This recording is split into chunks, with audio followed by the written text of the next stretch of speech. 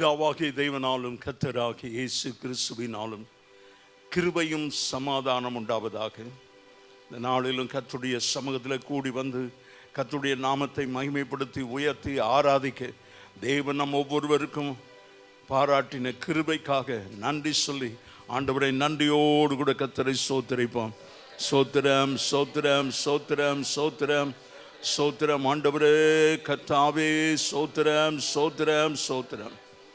கிருபையும் இரக்கமுள்ள எங்கள் ஆண்டவரே, இந்த நல்ல காலை வேளைக்காய் நன்றியோடு துதிக்கிறோம். இந்த வாரத்தின் முதல் நாள் காலையில் தேவ சமூகத்தில் தேவ ஜனங்களாக கூடி வந்து பரிசுத்த அலங்காரத்தோடு உம்மை தொழுது கொள்ளும்படியாக வந்திருக்கிறோம். கர்த்தர் ஆண்டவரே எங்கள் ஆராதனையை அங்கீகரிப்பீராக, ஏற்றுக்கொள்வீராக, சுகந்த வாசனையாய் முகரும்படியாக ஜெபிக்கிறோம். நீரே எங்கள் ஆராதனை தலைவராய் வந்து அமரும்படியாக ஜெபிக்கிறோம். ஆவியானவரே எங்கள் மத்தியில் அசைபாடும் தேவ பிரசன்னத்தை நாங்கள் ஒவ்வொருவரும் உணர்ந்து சகினா மகிமையினால் இந்த கட்டிடம் முழுவதுமாக கர்த்தர் நிரப்பும்படியாக ஜெபிக்கிறோம். எல்லா தடைகள் எதிர் வல்லமைகள் இயேசுவின் நாமத்தில் கடிந்து சபிக்கிறேன். ஆண்டவரே வந்திருக்கிற கர்த்தருடைய பிள்ளைகளுக்காக ஸ்தோத்திரம். வந்து கொண்டிருக்கிறவர்களை துரிதமாக கர்த்தர் கொண்டு வாரும். ஆண்டவரே தடைகள் நீங்கட்டும். ஆண்டவரே எங்கள் ஆராதனுடைய ஒவ்வொரு பகுதி கர்த்தர் ஆசீர்வதியும். பாடல் ஆராதனை, துதி ஆராதனை, சங்கீதம், சாட்சி, கர்த்தருடைய வசனம் சகலவற்றையும் கர்த்தர் பொறுப்பெடுக்க வேண்டுமா ஜெபிக்கிறோம். உம்முடைய நாமம் ஒன்றே மகிமைப்படும். இயேசுவின் நாமத்தில் பிதாவே, ஆமென். தொடர்ந்து பாடல் ஆராதனை சவுன் மோசஸ்.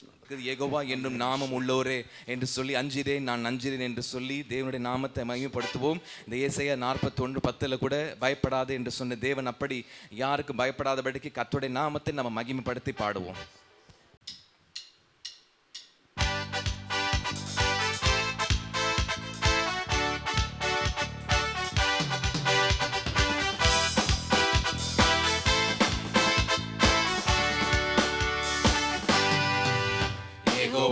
என்னும் நாமம் உள்ளோனே, எல் ஷடாய் நீர் என்றும் என்னோடு. யெகோவா ஈரே தேவைகள் சந்திப்பீர், என் குறைகள் நிறைவாக்குவீர். யெகோவா என்னும் நாமம் உள்ளோனே, எல் ஷடாய் நீர் என்றும் என்னோடு. யெகோவா ஈரே தேவைகள் சந்திப்பீர், என் குறைகள் நிறைவாக்குவீர்.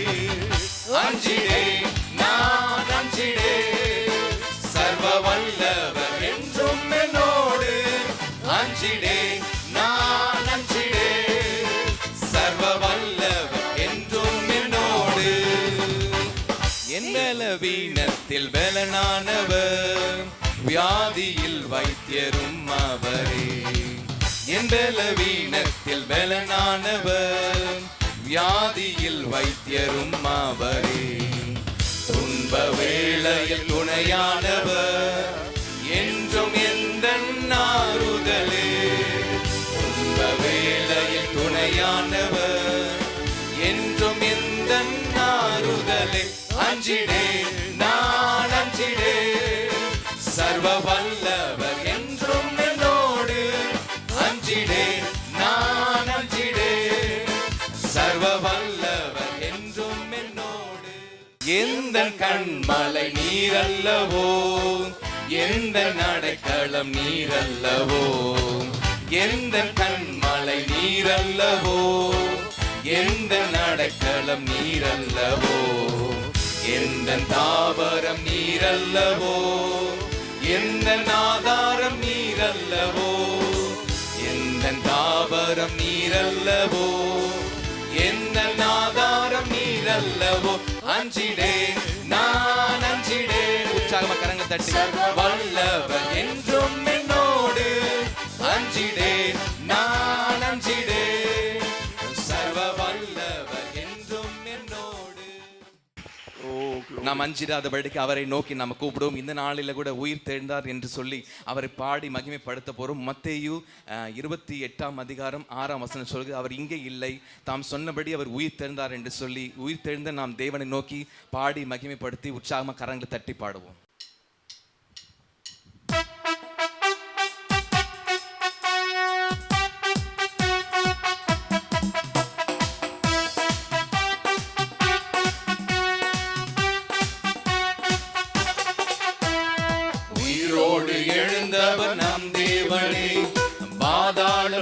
ஜெயித்தவர் நம் இயேசுவே, உயிரோடு எழுந்தவர் நம் தேவனே, பாதாளம் ஜெயித்தவர் நம் இயேசுவே.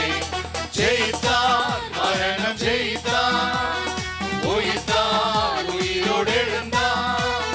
ஜெயித்தார், மரணம் ஜெயித்தார், உயிர்த்தார், உயிரோடு எழுந்தார். உயிரோடு எழுந்தவர் நம் தேவனே, பாதாளம் ஜெயித்தவர் நம் இயேசுவே, உயிரோடு எழுந்தவர் நம் தேவனே, பாதாளம் ஜெயித்தவர் நம் இயேசுவே. கல்லறை திறந்திட, காவலர் நடுங்கிட, சாத்தானை ஜெயித்தவர் உயிரோடு எழுந்தாரே. கல்லறை திறந்திட, காவலர் நடுங்கிட, சாத்தானை ஜெயித்தவர் உயிருடன் எழுந்தாரே. ஜெயித்தார், மரணம் ஜெயித்தார், உயிர்த்தார், உயிரோடு எழுந்தார். ஜெயித்தார், மரணம் ஜெயித்தார், உயிர்த்தார், உயிரோடு எழுந்தார். உயிரோடு எழுந்தவர் நம் தேவனே, பாதாளம் ஜெயித்தவர் நம் இயேசுவே, உயிரோடு எழுந்தவர் நம் தேவனே, பாதாளம் ஜெயித்தவர் நம் இயேசுவே. வல்லமை உடையவர், சாபத்தை முறித்திட, நோய்களை தீர்த்திட, வீரமாய் எழுந்தாரே.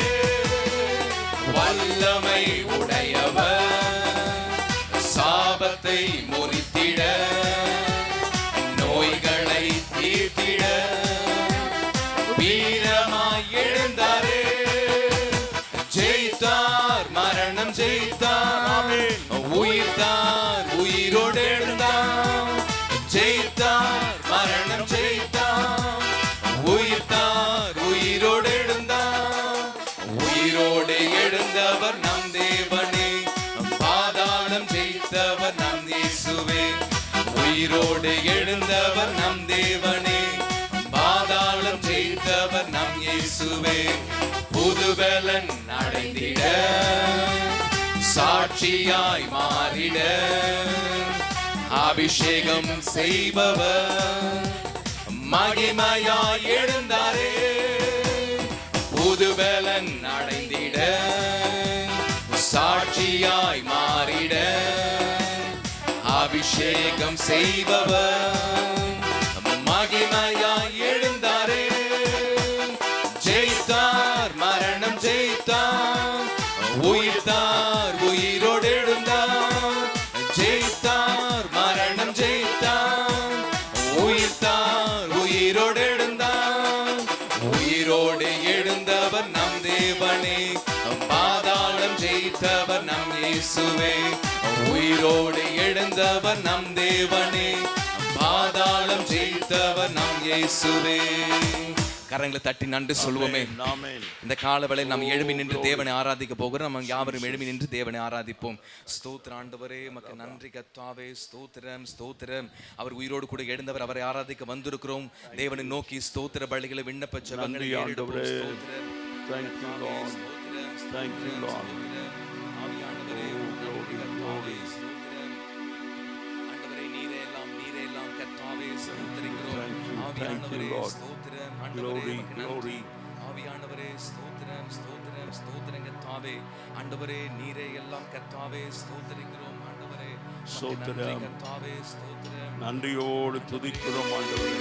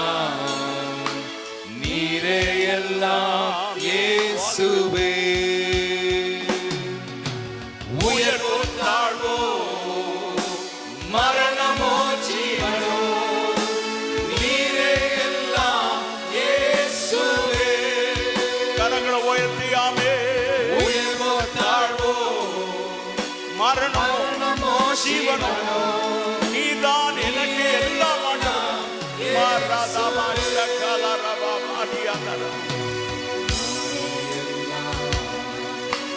நீரே எல்லாம், நீரே எல்லாம் இயேசுவே. நீரே எல்லாம், நீரே எல்லாம், நீரே எல்லாம் இயேசுவே. ஆராதிப்பேன், ஆராதிப்பேன், ஆராதிப்பேன் இயேசுவே. எல்லாரும் கைகளை உயர்த்தி உயிர் தெழுந்த அந்த தேவன் உயிரோடு எழுந்தவர் வல்லமையை தந்திருக்கிறார். நம்மையும் உயிர்ப்பித்திருக்கிறார். உயிர் பெற்றவர்களா யாமே. இன்பமோ துன்பமோ சுகமோ வியாதியோ ஆராதிப்பேன் இயேசுவே. இன்பமோ துன்பமோ சுகமோ வியாதியோ ஆராதிப்பேன் இயேசுவே. நீரே எல்லாம், நீரே எல்லாம் இயேசுவே. நீரே எல்லாம், நீரே எல்லாம், நீரே எல்லாம் இயேசுவே. நேசிப்பேன், நேசிப்பேன், நேசிப்பேன் இயேசுவே. எல்லாரும் கரங்களை உயர்த்தி வாயை திறந்து நீங்க அந்த வரிகளை பார்த்து சத்தத்தை உயர்த்தி பாடுவோம். ஆமென். எல்லாரும் சொல்லுவோம், ஆண்டவரே உம்மை நான் நேசிக்கிறேன். என் உயிர் உள்ளவரை உம்மை நேசிப்பேன் ஆண்டவரே. நன்மையோ தீமையோ செல்வமோ வறுமையோ நேசிப்பேன் இயேசுவே. நன்மையோ தீமையோ செல்வமோ வறுமையோ நேசிப்பேன் இயேசுவே. தொடர்வேன் பின்தொடர்வே, பின்தொடர்வே, பின்தொடர்வே இயேசுவே. பின்தொடர்வே, பின்தொடர்வே, பின்தொடர்வே இயேசுவே. வெற்றியோ தோல்வியோ நிந்தையோ புகழ்ச்சியோ பின்தொடர்வேன் இயேசுவே. என் வாழ்க்கையில எது நடந்தாலும் உம்மை வெற்றியோ பின்தொடர்வேன் தோல்வியோ ஆண்டவரே. நான் நிந்தையோ புகழ்ச்சியோ எதுவாயிருந்தாலும் எந்த சூழ்நிலையிலும் இயேசுவின் அன்பை விட்டு என்னை ஒன்றும் பிரிக்க முடியாது. நீரே எல்லாம், நீரே எல்லாம் இயேசுவே. நீரே எல்லாம், நீரே எல்லாம், நீரே எல்லாம் இயேசுவே. அப்படியே கரங்களை உயர்த்தி எல்லாருமா 2 கரங்களை உயர்த்தி ஆராதிக்க போகும். It's your time. உங்களுடைய நேரம். 2 கரங்களை உயர்த்தி ஆராதி. ஆண்டவருக்கு ஸ்தோத்திரம். 2 கரங்களை உயர்த்தி எல்லாருமா. Thank you holy spirit. நன்றி தகப்பனே, ஸ்தோத்திரம், க்ளோரி. எல்லாரும் வாயை திறந்து நன்றியோடு துதிக்கிறோம், நன்றியோடு துதிக்கிறோம். Glory glory glory. Hallelujah hallelujah. ஆண்டவரே, வாழ்க்கையில் உயர்வானாலும் தாழ்வானாலும் மரணமானாலும் ஜீவனானாலும் என் ஜீவனை போனாலும் நீதான் எனக்கு எல்லாம் ஆண்டவரே. கர்த்தாவே ஸ்தோத்திரம். நிந்தையோ புகழ்ச்சியோ எதுவானாலும் நீர்தான் எனக்கு எல்லாம். நீர்தான், எல்லாம் நீர்தான். நன்றி. ஸ்தோத்திரம் ஸ்தோத்திரம் ஸ்தோத்திரம். Thank you, Holy Spirit. Thank you Lord, thank you Lord. அப்படியே ஆராதிப்போம், நன்றியோடு துதிக்கிறோம். சோத்திரம், சோத்திரம். உயிர்த்தெழுந்த நம்முடைய தேவன், அற்புதங்களின் தேவன் ஆண்டவரே, சோத்திரம், சோத்திரம், சோத்திரம். நீரே எல்லாம் என்று சொன்ன நாம சொல்ல போகிறோம். இயேசு இயேசு ராஜா, இயேசு இயேசு தேவா என்று ஆண்டவரை மகிமைப்படுத்தி ஆராதி.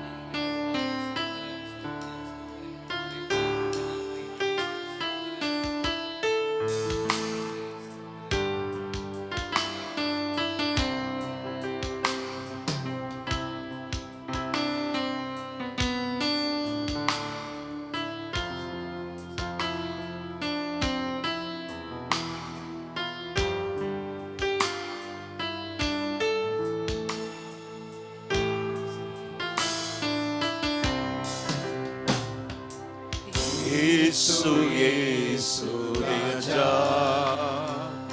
இயேசு இயேசு ராஜா, இயேசு இயேசு தேவா, இயேசு எனக்கெல்லாமே. இயேசு இயேசு ராஜா, இயேசு இயேசு நாதா,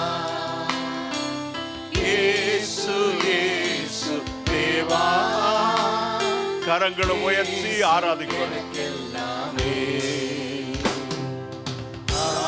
ஹல்லேலூயா, ஆமென், ஹல்லேலூயா, ஆமென், ஹல்லேலூயா, ஆமென், ஹல்லேலூயா, ஆமென்.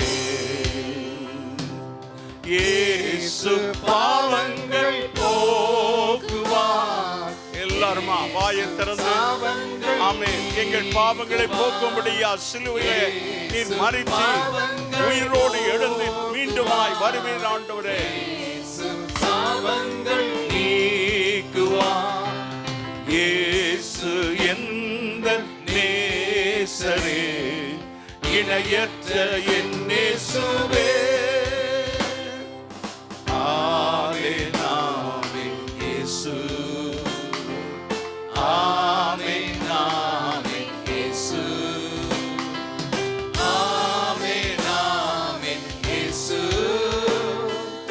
ஆமென், ஆமென் இயேசு. நீசர் பாவியை நேசித்தார், நாச வழி நின்று மீட்டிட்டார். எல்லாருமா சேர்ந்து வரிகளை பார்த்து மிக அர்த்தமுள்ள ஒரு பாடல். நம்மோடு கூட கர்த்தர் இடைப்படுவாராக. ஆவியானவர் நம்மோடு கூட பேசு. காத்தரே, இணையற்ற என் இயேசுவே. ஓசன்னா இயேசு, ஓசன்னா இயேசு, ஓசன்னா இயேசு, ஓசன்னா இயேசு. ஹல்லேலூயா, ஆமென், ஹல்லேலூயா, ஆமென், ஹல்லேலூயா, ஆமென், ஹல்லேலூயா, ஆமென், ஆமென், ஆமென் இயேசு. எல்லாரும் ஆமென். எனக்கு எல்லாம் நீர்தான் ஆண்டவரே. ஆமென். எனக்கு எல்லாம், எனக்கு எல்லாம் இயேசு. ஆமென், ஆமென் இயேசு. ஓசன்னா, ஓசன்னா இயேசு. கரங்களை உயர்த்தி ஆண்டவரே என்னை ரட்சி, என்னை தொடுங்க ஆண்டவரே. என் வாழ்க்கையில் ஒரு மாற்றம் உண்டாகட்டும். என்னுடைய எல்லா பழையவைகள் ஒழிந்து போகட்டும் ஆண்டவரே. ஒரு புதிய ஜீவனை, புதிய சிருஷ்டியா என்னை மாற்றிவிட கரங்களை தட்டி ஆமென். கரங்களை தட்டி ஆமென். யாராபா ஷாகாலா. ஓ glory, glory, ஆமென். ஹல்லேலூயா இயேசு, ஓசன்னா இயேசு.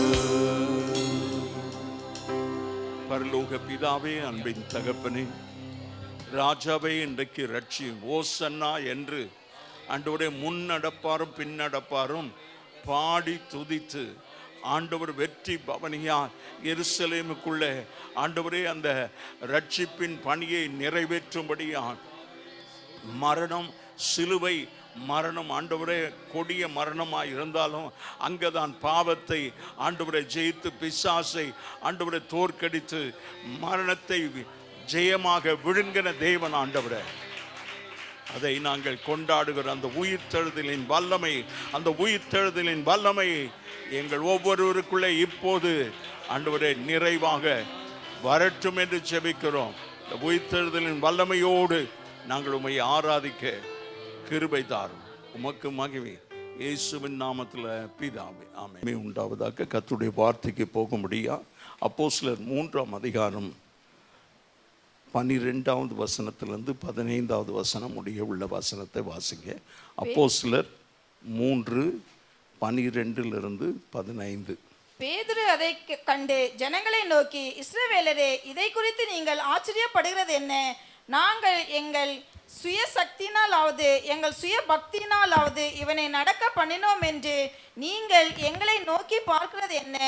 ஆபிரகாம், ஈசாக்கு, யாக்கோபு என்பவர்களுடைய தேவனாகிய நம்முடைய பிதாக்களின் தேவன் நம்முடைய பிள்ளையாகிய இயேசுவை மகிமைப்படுத்தினார். அவரை நீங்கள் ஒப்பு கொடுத்தீர்கள். பிலாத்து அவரை விடுதலையாக்க தீர்மானித்த போது அவனுக்கு முன்பாக அவரை மறுதலித்தீர்கள். பரிசுத்தமும் நீதியும் உள்ளவரை நீங்கள் மறுதலித்து கொலை பாதகனை உங்களுக்காக விடுதலை பண்ண வேண்டும் என்று கேட்டு ஜீவாதிபதியை கொலை செய்தீர்கள். அவரை தேவன் மரித்தோரில் இருந்து எழுப்பினார். அதற்கு நாங்கள் சாட்சிகளாய் இருக்கிறோம். கண்களை மூடி செபிப்போம். பரலோக பிதாவே, அன்பின் தகப்பனே, இன்றைக்கும் இந்த வார்த்தை நாங்கள் தியானிக்கும் போது ஆண்டவரே, என்னுடைய வாயின் வார்த்தையும் எங்கள் எல்லாருடைய இருதயத்தின் தியானம் உமக்கு பிரியமாய் இருக்கட்டும். ஆண்டவரே, உம்முடைய வார்த்தை ஆண்டவரே எங்களோடு நீர் பேசும்போது என்னுடைய உள்ளத்தின் ஆழத்திலிருந்து ஆண்டவருக்கு நன்றி சொல்லி அதை ஏற்றுக்கொள்ள கர்த்தர் கிருபை தாரும். இயேசுவின் நாமத்தில் பிதாவே. ஜீவாதிபதியை கொலை செய்தீர்கள். தேவன் அவரை மரித்தோரிலிருந்து எழுப்பினார். ஆண்டவருக்கு மகிமை உண்டாவதாக. இயேசு கிறிஸ்துவின் உயிர்த்தெழுதல் ஏன் இவ்வளவு முக்கியம் வாய்ந்ததா இருக்கிறது? இங்கே மாத்திரமில்லை, உலகம் முழுவதுமாய் மிக முக்கியம் வாய்ந்த ஒரு சம்பவம் தான் இயேசு கிறிஸ்துவின் உயிர்த்தெழுதல். ஏனென்றால் உலகத்தில் மரித்த யாரும் உயிரோடு எழும்பலை.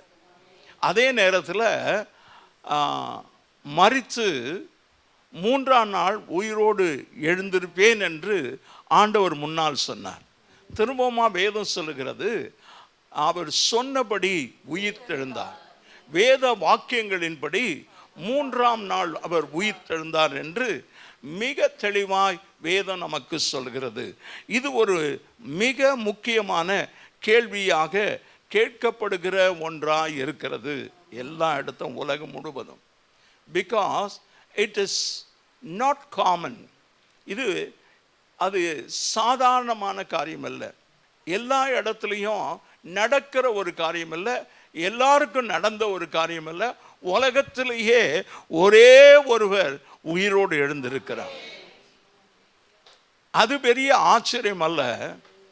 ஆனால் அவர் சொன்னபடி எழுந்தார் என்று வேதம் குறிப்பிடுகிறது. 3ஆம் நாள் உயிரோடு எழுப்பேன். இந்த ஆலயத்தை நீங்கள் இடித்து போடுங்க, 3 நாளைக்குள்ள கட்டுவேன். அதான் அவர் மேலே இருந்த குற்றச்சாட்டு. அவர் சொன்னார், அவருடைய சரீரத்தை தான் அவர் சொன்னார். நீங்கள் என்னை கொலை செய்வீர்கள், 3ஆம் நாள் உயிரோடு எழும்பிருப்பேன். அவர்களுக்கு அங்கே விளங்கி கொள்ள முடியவில்லை. நாம் இந்த கேள்விக்கு பதில், இயேசுவின் உயிர்த்தெழுதல் பல காரணங்களுக்காக முக்கியம் வாய்ந்ததாக இருக்கிறது. அதே ஒரு 10 குறிப்பை நாம் பார்க்க போகிறோம். முதலில் இயேசு கிறிஸ்துவின் உயிர்த்தெழுதல் தேவனுடைய மாபெரும் மகத்தான வல்லமையான சாட்சியாக உள்ளது. மாபெரும் மகத்தான சாட்சி. ஆமென். ஒருத்தர் 2 பேர் இல்லை. இன்னைக்கு வரைக்கும் அதை நாம் சொல்லிக்கொண்டே தான் இருக்கிறோம். அன்றைக்கும் சொன்னார்கள், அவர் உயிர்த்தெழுந்துட்டார், கல்லறை காலியாக இருக்கிறது. ஆண்டவருக்கு ஸ்தோத்திரம். இந்த காவல் வைக்கப்பட்ட தூதர் அந்த காவல்காரர்கள் போய் சொல்கிறாங்க, அந்த இதை அவருடைய சரீரத்தை காணவில்லை.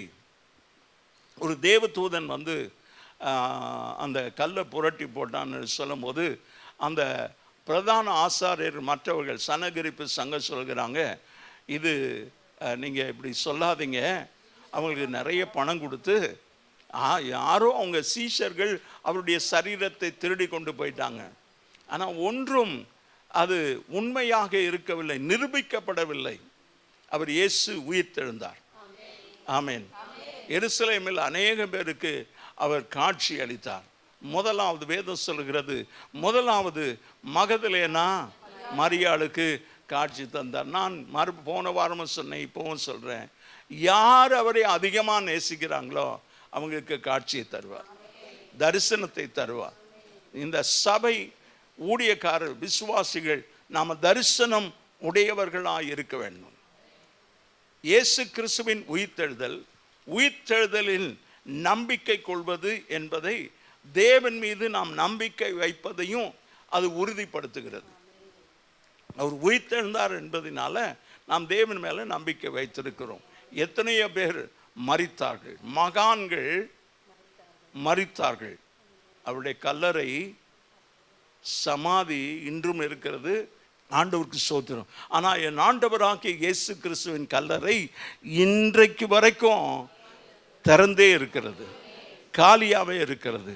என் இயேசு கிறிஸ்துவை அறிந்த சிலுவை, அவர் சிலுவையில் இல்லை, அவரை எடுத்து அடக்கம் பண்ணிட்டாங்க, இன்றைக்கு வரைக்கும் காலியாக இருக்கிறது. அதனால தான் சிலுவை இங்கே இருக்கிறது, அதுவும் மறைஞ்சிட்டு இருக்குது. கர்த்தருக்கு ஸ்தோத்திரம். சில சபை பிரிவினர் இயேசு கிறிஸ்து இன்னும் சிலுவையில் தொங்கிக் கொண்டிருக்கிற ஒரு கோரமான காட்சி, சிலர் அதை சிலுவையை பையில் வச்சிருக்கிறாங்க. ஆண்டவருக்கு ஸ்தோத்திரம். இது இந்த சிலுவை ஆராதனைக்குரியதில்லை, நினைவு சின்னம்தான் அது. ஆமென். ஆனால் அந்த சிலுவையை குறித்த உபதேசம் அப்படின்னா, அந்த சிலுவையில் அறையப்பட்ட இயேசு கிறிஸ்து ரொம்ப முக்கியமானவர்.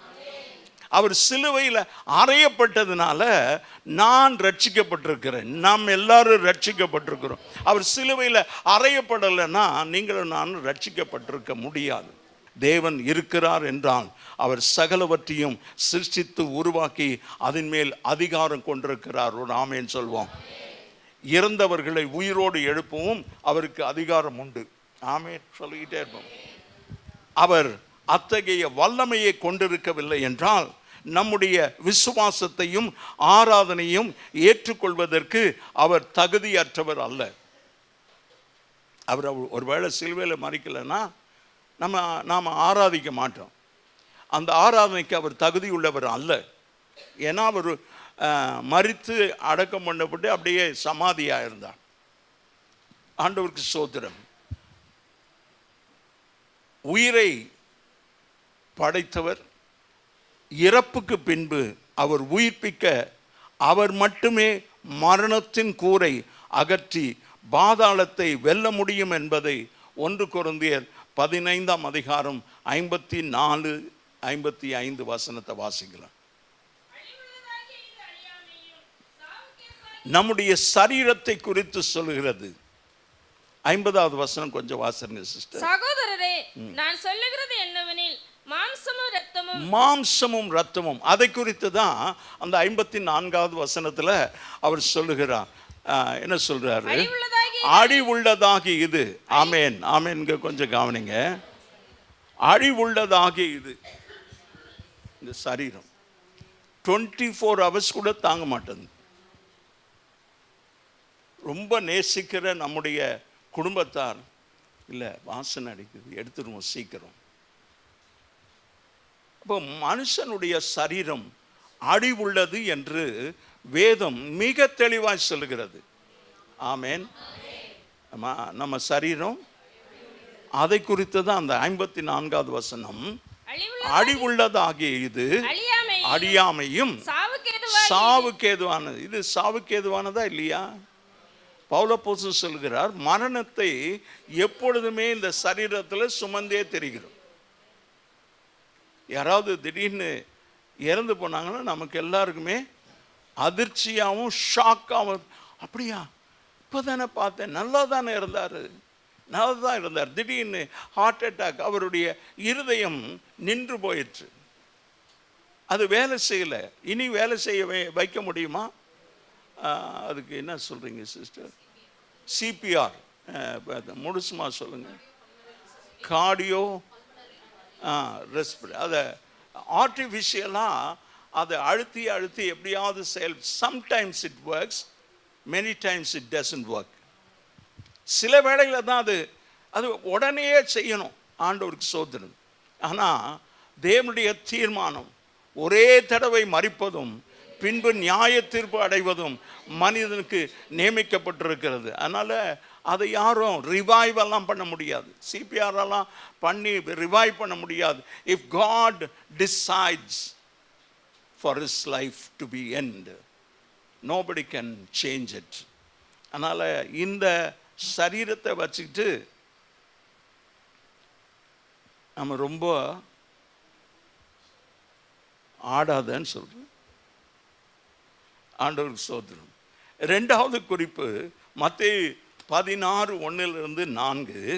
பரிசேயரும் சதுசேயரும் அவரை சோதிக்கும்படி அவரிடத்தில் வந்து வானத்திலிருந்து ஓர் அடையாளத்தை தங்களுக்கு காண்பிக்க வேண்டும் என்று கேட்டார்கள்.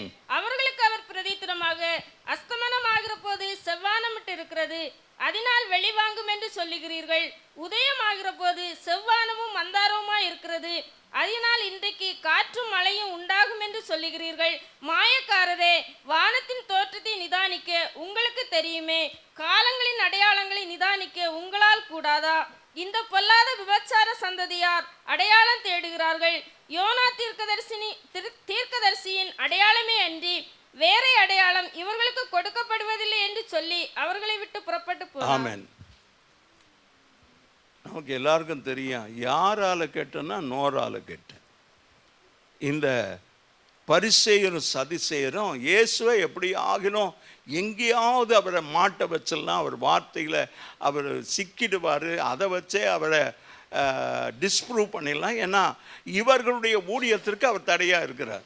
இவங்க ஊழியத்தில் ஒன்றும் நடக்க மாட்டேங்குது, அவர் ஊழியத்தில் அற்புதங்கள் அடையாளங்கள் நடக்கிறது. எல்லாரும் பார்க்க, குருடன் பார்க்குறான், செவிடன் கேட்குறான், முடவன் நடக்கிறான். ஆண்டவருக்கு சோத்திரம். இதுக்கு மேலே அவங்களால அவரை எதிர்கொள்ள முடியலை. ஆண்டவருக்கு சோத்திரம். இயேசு தம்மை யார் என கூறினார் என்பதற்கு உயிர்த்தெழுதல், அதாவது அவர் தேவனுடைய குமாரனாகிய மேசியா என்பதற்கும் இயேசு கிறிஸ்துவின் உயிர்த்தெழுதலும் முக்கியமாக உள்ளது. ஆமென். தேவனுடைய குமாரனாகிய இயேசு கிறிஸ்து மேசியா. இவங்க மேசியாவுக்கு தான் காத்துட்டு இருக்கிறாங்க, இன்னைக்கு வரைக்கும் காத்துட்டு இருக்கிறாங்க. அவர் வந்து போயிட்டார், நாமளும் காத்துட்டு இருக்கிறோம். யாருக்காக? மேசையாக தான். உங்களுக்கு எனக்கும் தெரியும், அந்த மேசையாவை நீங்களும் நானும் ஆண்டவரும் இரட்சகருமாக ஏற்றுக்கொண்டிருக்கிறோம். அல்லேலூயா. ரட்சிக்கப்படலைன்னா இன்றைக்கு உன் வாழ்க்கையை ஒப்புக்கொடு. ஞானஸ்தானம் எடுக்கலைன்னா டோன்ட் போஸ்ட்போன் இட். இவங்க எப்படி ஆகிலும் இயேசுவை சோதிக்கும்படி அவரிடத்தில் கேள்விகளை கேட்குறாங்க. ஆண்டவருக்கு சோதனம். அவர்களுக்கு அவர் பிரதியுத்தரமாக அவர் சொல்றாரு, உதயமாகிற போது செவ்வானம் மந்தாரம் ஆகிறது, ஆனால் இன்றைக்கு காற்றும் மழையும் உண்டாகும், பிறகு செவ்வானம் இட்டிருக்கும் போது அதனால் வெளிவாங்கும் என்று கூறுகிறீர்கள். அஸ்தமத்தையும் சொல்றாரு, உதயத்தையும் சொல்றாரு. அவங்க என்ன கேட்டாங்க? ஒன்றாவது வசனம், வானத்தில் ஒரு அடையாளம். இப்போ சொல்றது எங்க? வானத்தில் தான். இப்போ யார் இதுக்கெல்லாம் சொல்றீங்க? நீங்கள் ஏற்கனவே வானத்தில் பார்த்து நீங்கள் தான் சொல்றீங்க. அது வெளிவாங்கிடுச்சுன்னா அது அஸ்தமனமாக போகிறது, அது உதயமாகிறது, செவ்வானமிட்டு அது மந்தாரமாக இருக்கிறதுனா மழை பெய்யுன்னெல்லாம் சொல்கிறீங்க. இதுதானே உங்களுக்கு வானத்தில் அடையாளம். இதை யார் செய்தது என்றால் நான் தான் செய்தேன். இப்போ நான் திரும்பவுமா உங்களுக்கு அதை நிரூபிக்க வேண்டிய அவசியம் இல்லை. கரங்களை உயர்த்தி ஒரு அல்லேலூயா, நல்ல அல்லேலூயா சொல்வோம். வெட்கப்பட்டு போனான். ஆண்டவருக்கு சோதரன். இயேசு கிறிஸ்துவின் உயிர்த்தெழுதலுக்கு நூற்றுக்கணக்கான சாட்சிகள் இருக்கிறது நமக்கு அதை உறுதிப்படுத்துகிறதுக்கு. 1 கொரிந்தியர் 15:3-8 வசனங்களை வாசி. நான் அடைந்ததும் உங்களுக்கு பிரதானமாக ஒப்புவித்தது என்னவென்றால், பவுல் அப்போஸ்தலன் சொல்கிறார், நான் அடைந்ததும் உங்களுக்கு பிரதானமாக ஒப்புவித்ததும் என்னவென்றால், கிறிஸ்துவானவர் வேத வாக்கியங்களின்படி நமது பாவங்களுக்காக மரித்தார். ஆமென். அல்ல ஒரு ஆமென் சொல்லுவோம். எந்த வசனத்தை வாசம் நீங்க சொல்லாதீங்க, வாசுங்க. என்ன வசனத்தை வாசம்? 1 கொரிந்தியர் 15:3. கிறிஸ்துவானவர் வேத வாக்கியங்களின்படி நமது பாவங்களுக்காக, இந்த நமது பாவங்களுக்காக அவர் மரிக்கிறது கூட ஏற்கனவே முன்னுரைக்கப்பட்டிருக்கிறது. 4வது வசனம், அடக்கம் பண்ணப்பட்டு மறுபடியும் வேத, it's the proof of the scriptures. வேதத்தினுடைய ஒரு ஆதாரத்தோடு தான் அவருடைய உயிர்த்தெழுதல் சம்பவித்திருக்கிறது என்று சொல்லி, அவர் நீ எவ்வளவுதான் அதை மறைக்க முயற்சித்தாலும், எவ்வளவுதான் அடக்க முயற்சித்தாலும் வெடிக்க தான் செய்யும். பட்டாசு யாருக்கெல்லாம் தெரியும்? பட்டாசு அதுக்குள்ள அந்த கன் பவுடரை வச்சுட்டு அந்த பேப்பர் சுற்றி டைட்டாக போட்டு கட்டி, எவ்வளோ டைட்டாக அதை சுற்றுறாங்களோ அவ்வளவு பலமாக வெடிக்கும். இதே தான் பாம் கூட. எல்லாவற்றையும் டைட்டாக பேக் பண்ணி எல்லாத்துக்கும் உபயோகப்படுத்துகிறது அந்த வெடி மருந்து, கன் பவுடர். ஆண்டவருக்கு ஸ்தோத்திரம். அப்படி நீங்க எவ்வளவு இயேசு கிறிஸ்து உயிர்த்தெழுந்தார் என்பதை மறைக்க முயற்சித்தாலும், அது உலகம் முழுவதும் ஆண்டவராகிய இயேசு கிறிஸ்து உயிர்த்தெழுந்தார். ஆமென். ஆண்டவராகிய இயேசு கிறிஸ்துவை உயிர்த்தெழுதலின் வல்லமை, இயேசு கிறிஸ்துவின் உயிர்த்தெழுதலுக்கு நூற்றுக்கணக்கான ஒரு சாட்சிகள் இருக்கிறது. அவர் உலகத்தில் இரட்சகராக இருப்பதை மறுக்கவே முடியாது. அந்த ஆதாரத்தை இந்த வசனங்கள் ஆதாரமாய் கூறுகிறது. 3வதாக சங்கீதம் 16:10. சங்கீதம் 16:10. என் ஆத்துமாவை பாதாளத்தில் விடீர், உம்முடைய பரிசுத்தவானை அழிவை காண ஒட்டீர். இயேசு கிறிஸ்துவின் உயிர்த்தெழுதலுக்கு மற்றொரு காரணம் முக்கியமானது. அது அவருடைய பாவமற்ற தன்மையை, தெய்வீக தன்மையை நிரூபிக்கிறது. அடுத்த வசனமும் கொஞ்சம் வாசனை 11. ஜீவ மார்க்கத்தை எனக்கு தெரியப்படுத்துவீர், உம்முடைய சமூகத்தில் பரிபூர்ண ஆனந்தமும் உம்முடைய வலது பாவமற்ற தன்மை அவருக்குள்ளே இருக்கிறது. அப்போஸ்தலர் 13:32-37.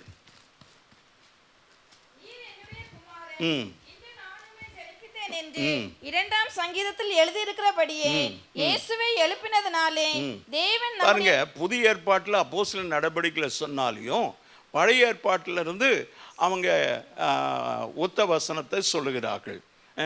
இயேசுவை எழுப்பினதினாலே தேவன் நம்முடைய பிதாக்களுக்கு அருளி செய்த வாக்குத்தத்தத்தை அவர்களுடைய பிள்ளைகளாகிய நமக்கு நிறைவேற்றினார். ஆமென், ஆமென். கைகளை உயர்த்தி, பிதாக்களுக்கு, நம்முடைய முற்பிதாக்கள் ஆபிரகாம், ஈசாக்கு, யாக்கோபு 12 கோத்திரம், அவர்களுக்கு சொன்னதை பிள்ளைகளாகிய நமக்கு. ஆமென், ஆமென். அதற்கு ஆதாரம் நீங்க வீட்டில் போய் வாசுங்க. யோவான் 1:12 வசனம். அவருடைய நாமத்தின் மேல் விசுவாசம் உள்ளவர்களா ஏற்றுக்கொண்டவர்கள் எத்தனை பேர்? தேவனுடைய இந்த பிள்ளைகளுக்கு இதை சொல்லி கொண்டிருக்கிறார். பிதாக்களுக்கு சொன்னது நம்முடைய நாட்களில் நிறைவேறுகிறது. கரங்களை உயர்த்தி அல்லேலூயா சொல்லுவோம். சரி, நீங்கள் மீதியை போய் வீட்டில் வாசிக்கிடுங்க. தேவன் பரிசுத்தர், ஒருபோதும் தீமையை பார்க்க மாட்டார் என்று வேத வாக்கியங்கள் கூறுகிறது. இயேசு பிறந்த பின்னரும் கூட, இயேசு கிறிஸ்து இறந்த பின்னரும் கூட ஒரு பிழையும் கூட அவர்களை கண்டுபிடிக்க முடியல. அதே மாதிரி கொஞ்ச நாளைக்கு முன்னால் இந்த வேத புஸ்தகத்தில் யாராவது ஒரு தப்பு கண்டுபிடிச்சிட்டிங்கன்னா, பிரிண்டிங் மிஸ்டேக்கோ இல்லை மீனிங் மிஸ்டேக், வேறு ஏதாவது ஒரு மிஸ்டேக் கண்டுபிடிச்சா, ஒரு மிஸ்டேக் 1000 ரூபான்னு சொன்னாங்க. ஒருத்தனாலும் ஒரு மிஸ்டேக்கும் கண்டுபிடிக்க முடியல. கரங்களை உயர்த்தி ஒரு ஆமென் சொல்லுவோம். வேத வாக்கியங்கள் எல்லாம் தேவ ஆவியினால் அருளப்பட்டிருக்கிற நல்ல கரங்களை தட்டி, அப்படிப்பட்ட ஒரு தேவ ஆவியானோர் கொடுக்கப்பட்ட வார்த்தையை தான் நம்ம கையில் வச்சிருக்கிறோம். அது மிகவும் பலமுள்ளதாக இருக்கிறது. இயேசு இறந்த பின்னரும் கூட பிழைகள் ஒருபோதும் யாரும் கண்டதில்லை. இயேசு கிறிஸ்துவின் உயிர்த்தெழுதலின் அடிப்படையில் இதையும் பவுல் பிரசங்கிக்கிறார். ஆண்டவருக்கு ஸ்தோத்திரம். அப்போஸ்தலர் 13:38-39 அவர் மூலமாய் உங்களுக்கு பாவ மன்னிப்பு உண்டாகும் என்று அறிவிக்கப்படுகிறது. வாசிங்க. ஆதலால் சகோதரரே, இவர் மூலமாய் உங்களுக்கு பாவ மன்னிப்பு உண்டாகும். ஆண்டவராகிய இயேசு கிறிஸ்துவின் மூலமாக பாவ மன்னிப்பு உண்டாகிறது அறிவிக்கப்படுகிறது என்றும், மோசேயின் நியாய பிரமாணத்தினாலே நீங்கள் எவைகளினின்று விடுதலையாகி நீதிமான்கள் ஆக்கப்படக்கூடாதிருந்ததோ விசுவாசிக்கிறவன் எவனும் அவைகளினின்று இவராலே விடுதலையாகி. ஆமென். நியாய பிரமாணம் கூட உங்களை விடுதலை ஆக்க முடியவில்லை. இந்த ஆண்டவராகிய இயேசு கிறிஸ்துவின் உயிர்த்தெழுதல் உங்களையும் என்னையும் பாவத்திலிருந்து விடுதலை ஆக்கி இருக்கிறது. மோசேயின் நியாய பிரமாணத்தினால நீங்கள் எவைகளில் நின்று விடுதலையாகி நீதிமான்கள் ஆக்கப்படக்கூடாதிருந்ததோ விசுவாசிக்கிறவன் எவனும் அவைகளை என்று இவரால விடுதலையாகி நீதிமானாக்கப்படுகிறான் என்று உங்களுக்கு தெரியப்படுத்துகிறோம். ஆமென். வசனந்தாயா, வசனம் உன் கால்களுக்கு தீபம், உன் பாதைக்கு வெளிச்சமாக இருக்கிறது. வசனத்தின் வெளிச்சத்தில் நடந்தால் நம்ம வழி விலகியே போக மாட்டோம். 4வதாய் மார்க் எழுதின சுவிசேஷம் 8:31.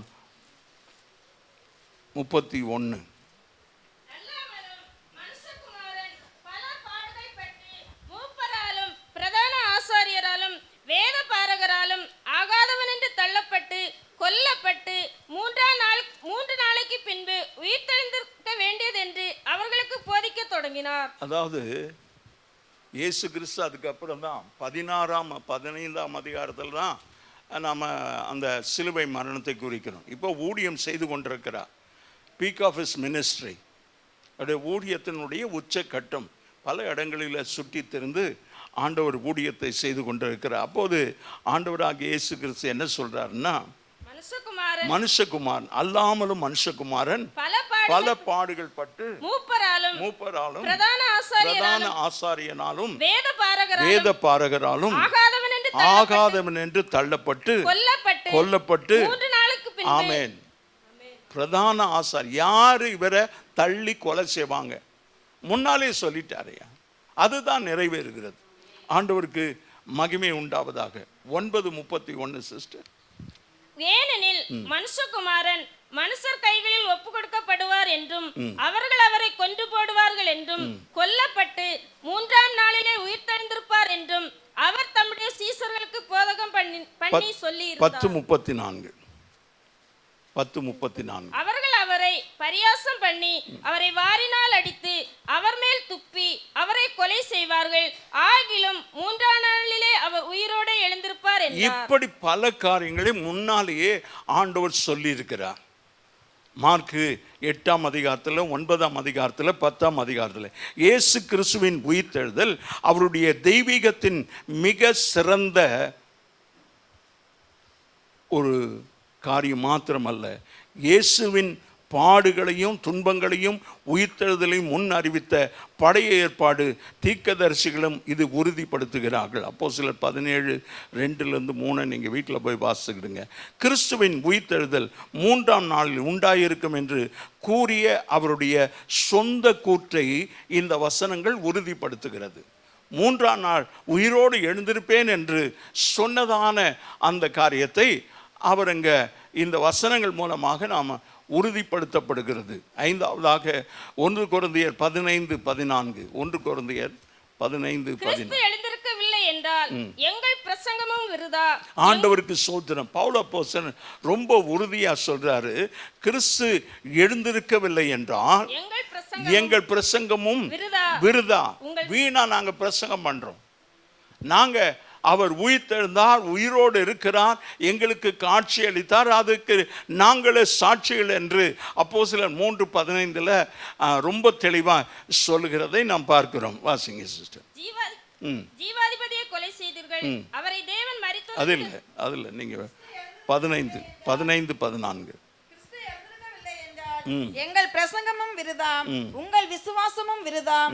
மரித்தோர் உயிர்த்தெழாவிட்டால் தேவன் எழுப்பாத கிறிஸ்துவை அவர் எழுப்பினார் என்று நாங்கள் தேவனை குறித்து சாட்சி சொன்னதுனாலே தேவனுக்காக பொய் சாட்சி சொல்லுகிறவர்களாக அவரே சொல்றார். ஒருவேளை அப்படி இல்லைன்னா நான் சொல்றது, நான் பிரசங்கிக்கிறது பொய் சாட்சியா இருக்கும். 16வது வசனம், மரித்தோர் உயிர்த்தெழாவிட்டால் கிறிஸ்துவும் எழுந்திருக்கவில்லை, கிறிஸ்து எழுந்திராவிட்டால் உங்கள் விசுவாசம் வீணாயிருக்கும், நீங்கள் இன்னும் உங்கள் பாவங்களிலே இருப்பீர்கள். கிறிஸ்துவுக்குள் நித்திரை அடைந்தவர்களும் ஆண்டவருக்கு ஸ்தோத்திரம்.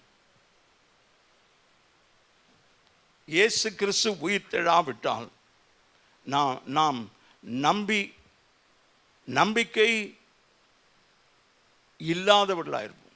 இயேசு கிறிஸ்து உயிர்த்தெழலைன்னா நம்ம நம்பிக்கை இல்லை. நாம் போய் தைரியமாக மற்றவங்களுக்கு சொல்கிறோம், இயேசு என் பாவங்களை மன்னித்தார், இயேசு என்னை ரட்சித்தார் என்று சொல்கிறேன்னா தைரியமாக நான் தான் எனக்கு சாட்சி.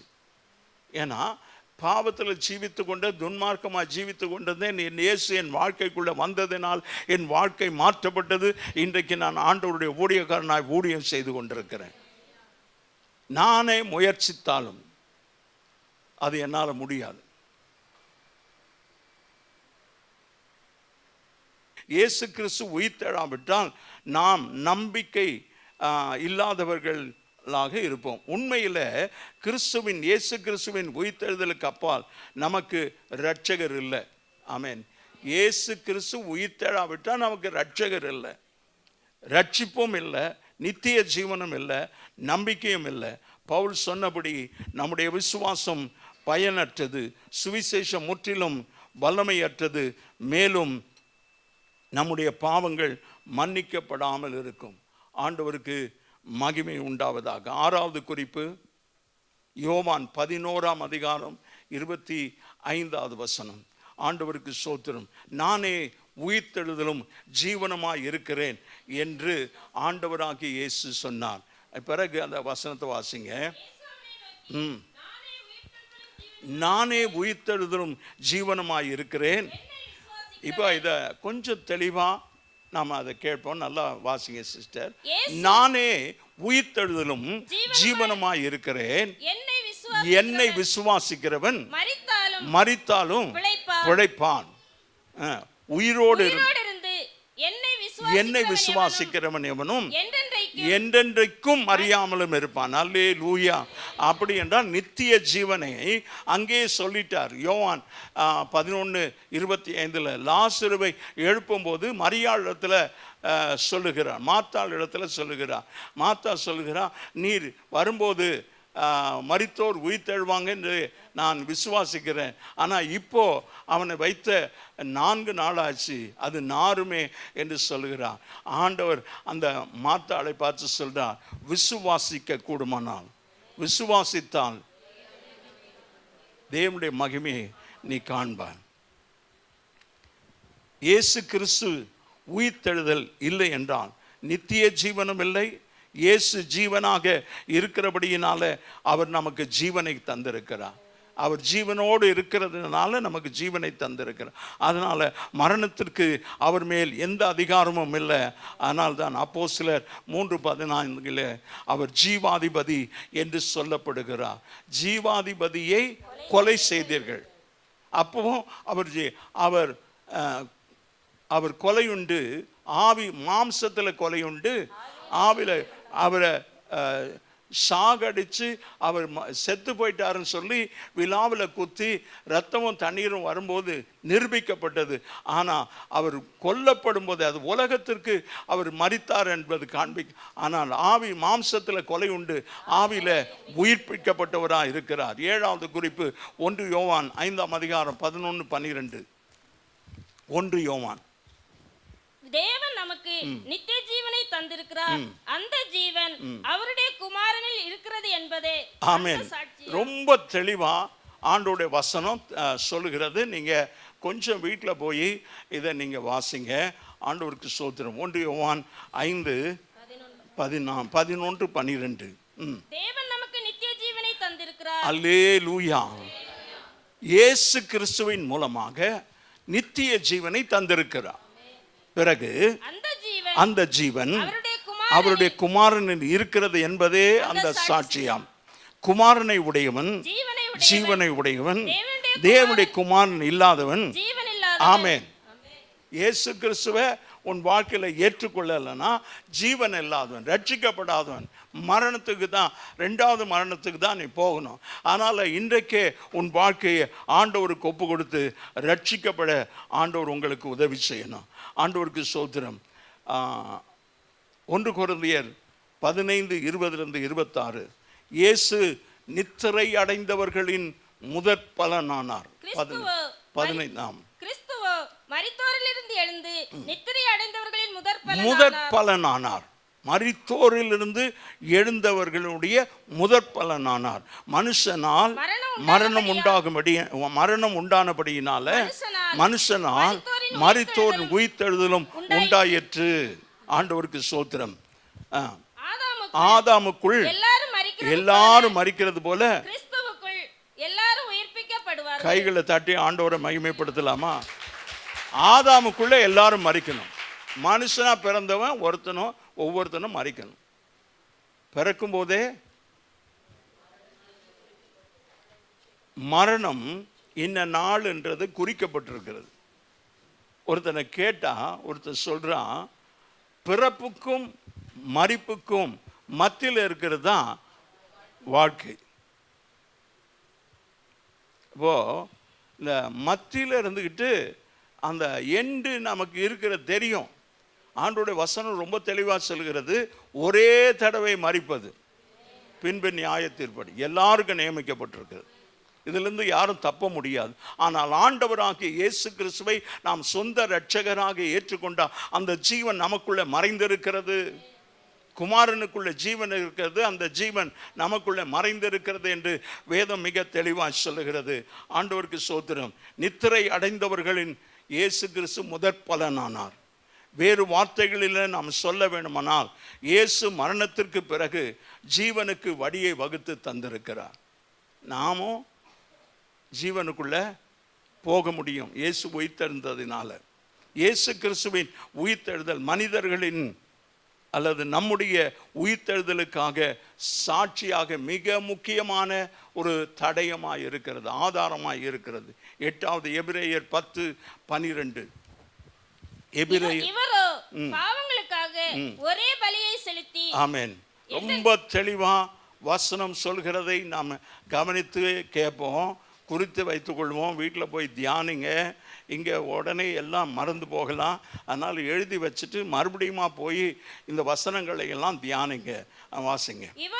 இவரோ பாவங்களுக்காக ஒரே பலியை செலுத்தி என்றென்றைக்கும் தேவனுடைய வலது பார்சத்தில் உட்கார்ந்து இருக்கிறார். ஆமென். இப்பொழுது இயேசு எங்க இருக்கிறார் என்பதையும் வேதம் நமக்கு சொல்லுகிறது. நம்முடைய பாவங்களுக்காக ஒரே தடவை பலியானார், வேற பலி இல்லை. அதனால தான் அந்த தேவாலயத்தின் திரைச்சிலை 2ஆ கிழிக்கப்பட்டது. அது வரைக்கும் ஆசாரியன் மாத்திரம்தான் அதுக்குள்ள பிரவேசித்து கொண்டிருந்தான். இப்போ நம்ம எல்லாரும் போகலாம், இங்கே இல்லை. அந்த பரலோகத்திற்கு, ஏன்னா அந்த திரைச்சிலை 2ஆ கிளைக்கப்பட்டிருக்கிறது. கிருபாசன தண்டையில் நம்ம தைரியமாய் நெருங்கலாம்.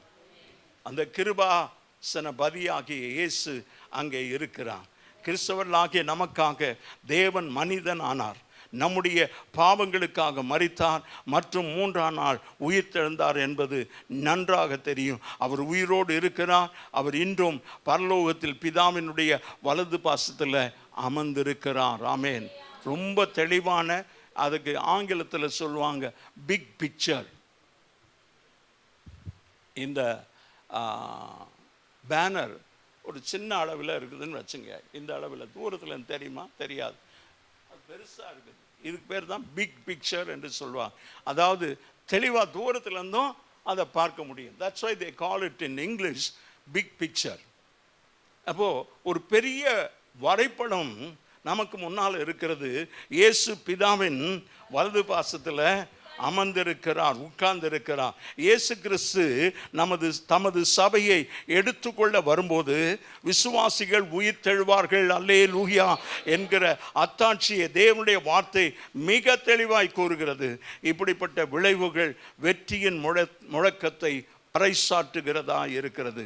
அப்போஸ்தலனாகிய பவுல் வெற்றி முழக்கத்தின் உறுதியை கூறுகிறார். 1 கொரிந்தியர் 15:55 மரணமே உன் கூர் எங்கே, பாதாளமே உன் ஜெயம் எங்கே. ஆண்டவருக்கு ஸ்தோத்திரம். வேகமாக நான் போகிறேன். ஆண்டவருக்கு ஸ்தோத்திரம். 9வது குறிப்பு 1 கொரிந்தியர் 15:58 கடைசி வசனம்.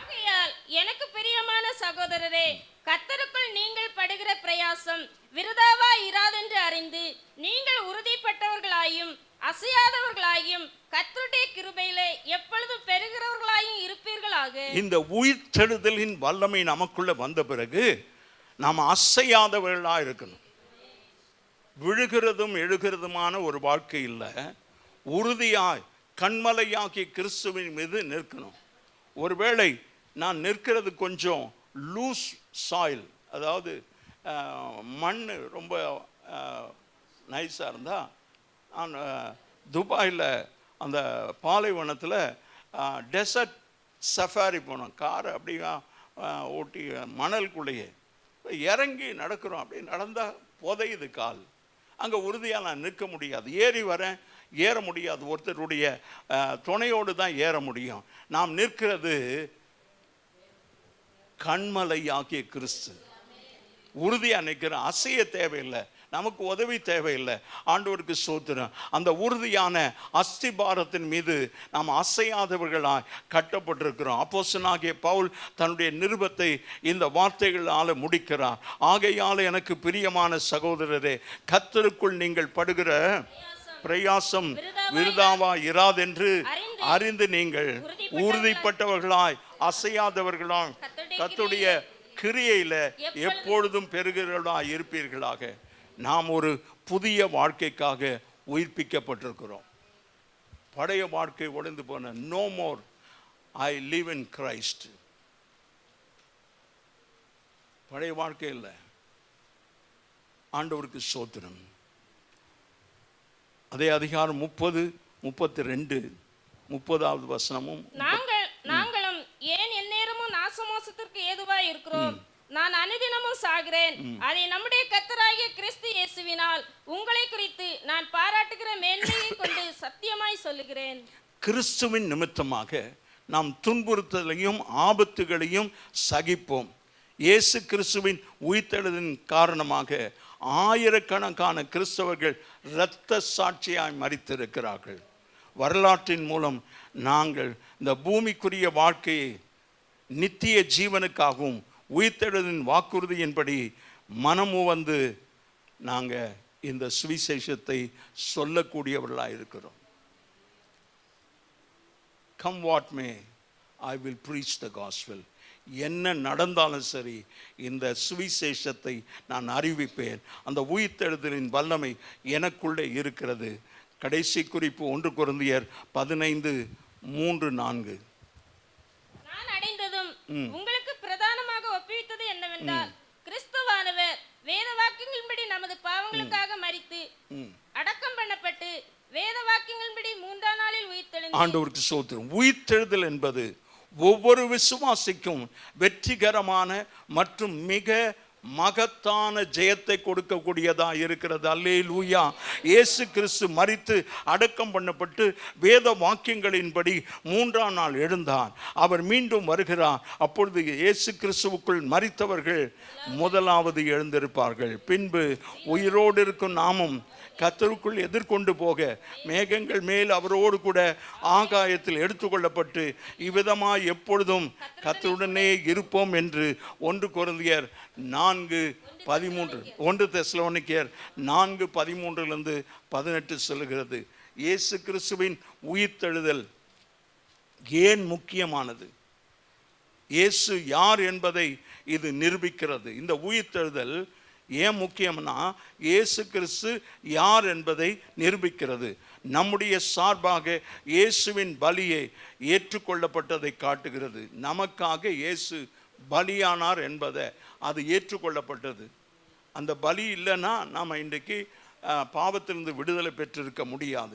தேவன் மரித்தோரிலிருந்து நம்மை உயிர்த்தெழுப்ப வல்லவர் என்பதை இது நமக்கு மிக தெளிவாய் காட்டுகிறது. ஆண்டவராகிய இயேசு கிறிஸ்துவை விசுவாசிக்கிறவர்களின் சரீரங்கள் மரித்த நிலைமையில் இருக்காது. விசுவாசிக்கிறவங்க மரித்த நிலைமையில் இருக்காது. ஏனென்றால் அதுக்குள்ள ஜீவன் இருக்கிறது.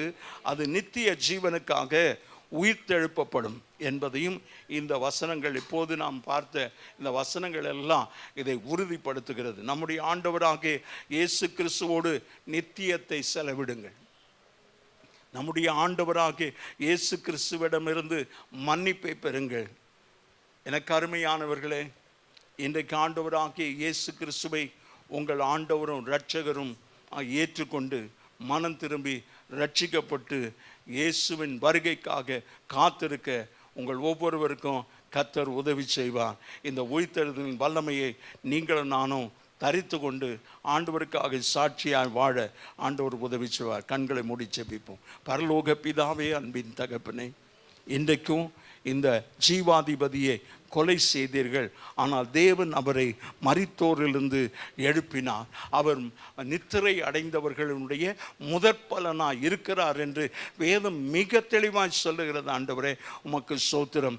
ஆண்டவரே, அப்படி ஆண்டவரே, நாங்கள் பாவத்துக்கு மரித்து கிறிஸ்துவுக்காக ஜீவிக்கும்படியா இன்றைக்கும் ஆண்டவராகிய இயேசு கிறிஸ்து எங்கள் வாழ்க்கைக்குள்ளே வந்து எங்கள் வாழ்க்கையை புதுப்பிக்க வேணுமா, உயிர்ப்பிக்க வேணுமா ஜெபிக்கிறோம். அந்த உயிர்த்தெழுதலின் வல்லமையை நாங்கள் ஒவ்வொருவரும் பெற்றுக்கொண்டு இந்த சுவிசேஷத்திற்காக நாங்கள் விரைந்து சென்று ஊழியத்தை செய்ய கர்த்தர் கிருபை தாரும். ஒவ்வொருவரையும் கர்த்தர் ஆசீர்வதி. இயேசுவின் நாமத்தில் பிதாவே. என் ஆத்துமாவே கர்த்தரை ஸ்தோத்திரி, என் முழு உள்ளமே அவருடைய பரிசுத்த நாமத்தை ஸ்தோத்திரி. என் ஆத்துமாவே கர்த்தர் செய்த சகல உபகாரம். ஆமென். நம்முடைய கர்த்தராகிய இயேசு கிறிஸ்துவின் கிருபை, பிதாவாகிய தேவனுடைய அன்பு, பரிசுத்த ஆவியானுடைய ஐக்கியம், சமாதானம் வழிநடத்தும் நம் அனைவரோடு நம்முடைய குடும்பங்களோடு இன்றும் என்றும் கர்த்தருடைய வருகை மட்டும் நிலைத்திருப்பதாக. ஆமென். அல்லேலூயா, அல்லேலூயா, அல்லேலூயா. கர்த்தர் உங்களை